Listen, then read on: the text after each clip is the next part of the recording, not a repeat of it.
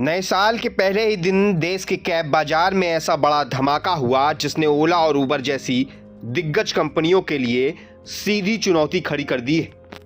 1 जनवरी से Bharat taxi cab service की आधिकारिक शुरुआत कर दी गई है और इसे सिर्फ एक नई टैक्सी सेवा नहीं बल्कि पूरे कैब सिस्टम को बदलने वाली पहल के तौर पर देखा जा रहा है। बीते कई सालों से महंगे किराए, सर्ज प्राइसिंग, बार बार राइड कैंसिलेशन और ड्राइवरों की नाराजगी को लेकर निजी कंपनियां लगातार सवालों के घेरे में रही हैं। ऐसे माहौल में सरकारी सहयोग और सहकारी मॉडल पर आधारित भारत टैक्सी की एंट्री ने पूरे बाजार में हलचल मचा दी है। इस प्लेटफॉर्म की सबसे बड़ी खासियत इसका जीरो कमीशन मॉडल है, जहां ड्राइवर किसी कंपनी के कर्मचारी नहीं बल्कि खुद इस व्यवस्था के मालिक होंगे और अपनी कमाई का 80 से 100% हिस्सा सीधे अपने पास रख सकेंगे। दावा किया जा रहा है कि इससे ड्राइवरों को इंसेंटिव के पीछे भागने की मजबूरी नहीं रहेगी और हर सवारी उनके लिए फायदेमंद होगी।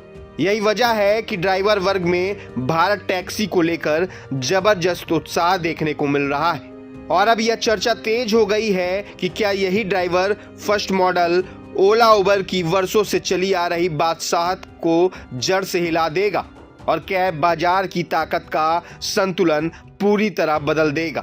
यात्रियों के नजरिए से देखें तो भारत टैक्सी खुद को एक बड़ी राहत के तौर पर पेश कर रही है, क्योंकि यहाँ फिक्स्ड फेयर सिस्टम लागू किया गया है, यानी न बारिश में किराया अचानक बढ़ेगा और ना ही पीक आवर में सवारी जेब पर भारी पड़ेगी। तय किराए के मुताबिक पहले 4 किलोमीटर के लिए 30 रुपए, 4 से 12 किलोमीटर तक 23 रुपए प्रति किलोमीटर और लंबी दूरी के सफर के लिए 18 रुपए प्रति किलोमीटर का दावा किया गया है। इसके साथ ही एंड्रॉयड और iOS दोनों प्लेटफॉर्म पर एक आसान और user friendly mobile app launch किया गया है, जिसमें नॉन एसी, एसी, प्रीमियम और एक्सेल कैब जैसी कई विकल्प मौजूद होंगे। पिकअप टाइम को कम रखने और अचानक होने वाली राइड कैंसिलेशन की समस्या को घटाने का भी दावा किया जा रहा है। सुरक्षा के मोर्चे पर ड्राइवरों का वेरिफिकेशन सरकारी डेटाबेस से जोड़ा गया है और डिजिलॉकर, उमंग, दिल्ली पुलिस समेत अन्य एजेंसियों के सिस्टम से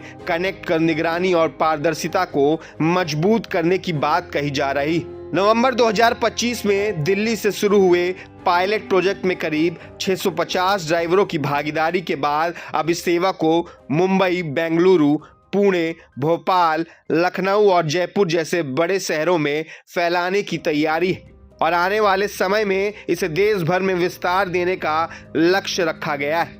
ऐसे में सबसे बड़ा सवाल यही उठ रहा है कि क्या कम किराया, बिना सर्च प्राइसिंग, सरकारी सहयोग और ड्राइवरों की मालिकाना हक वाला यह मॉडल भारत टैक्सी को आम लोगों की पहली पसंद बना पाएगा, या फिर ओला और उबर अपनी रणनीति बदलकर इस चुनौती का कोई नया और बड़ा जवाब लेकर सामने आएंगे।